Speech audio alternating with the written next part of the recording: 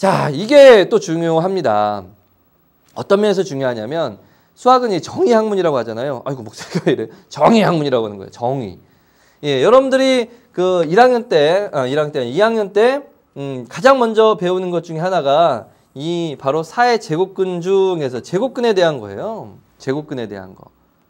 그러니까 이런 행렬 다음에 이제 지수로 배우면서 이제 지수와 뭐 이런 것들은 제곱근에 대한 n제곱근에 관한 정의를 배우는데 그것들은 그냥 아는 것 같이 그냥 쓱쓱 넘어가는데 이런 말이 나오면 잘 못합니다. 특히나 지난 수능에 이 정의가 나왔어요. 이거 관련된 정의 문제 나왔는데 상당히 많이 못했습니다. 정말 놀라울 정도로 그 정의에 관련된 n제곱근에 관련된 이런 정의에 관련된 문제를 많이 못 풀었어요.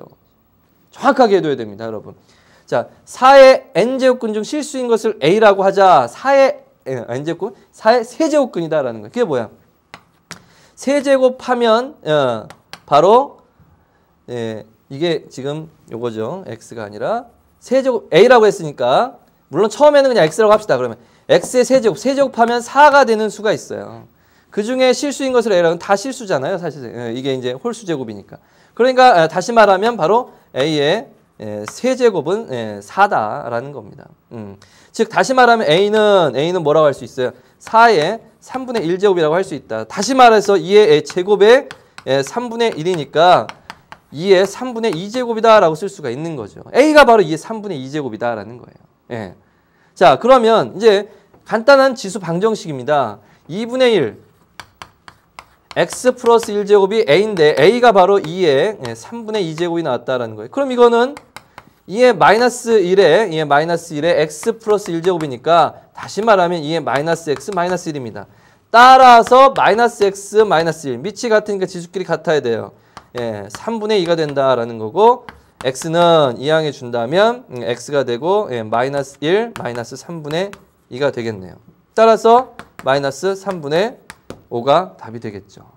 됐나요, 여러분? 이렇게 해서 문제 5번은 몇 번이 돼서 1번이 답이 됐다라는 것을 알 수가 있네요. 그렇죠?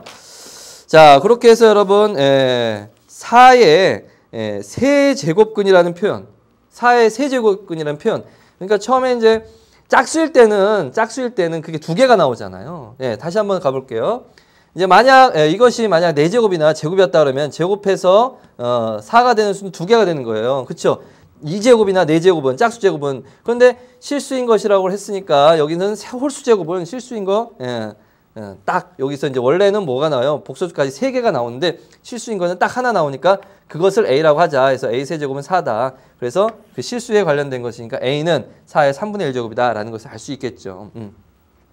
물론 이제 X의 4제곱해서 예를 들어 A다라고 한다면 자, 이 A가 이게 근이 있으려면 실근이 있으려면 원래는 이것도 4개지만 이게 실근이 있으려면 이게 A가 양수여야 됩니다. 그렇죠? 0일 때는 0 하나겠죠. 실근은 이제 양수면 2개가 나오는데 그때도 이제 구분을 해서 해야 되겠죠. 그래서 개수에 관련된 문제라든지 그런 것들 짝수 즉 xn제곱해서 여기가 짝수냐 홀수냐에 따라서 근의 개수, 실근의 개수 이런 것들 관련된 문제는 상당히 많이 보이죠. 그래서 그런 것 중심으로 대비를 해둬야 되겠습니까? 안 되겠습니까?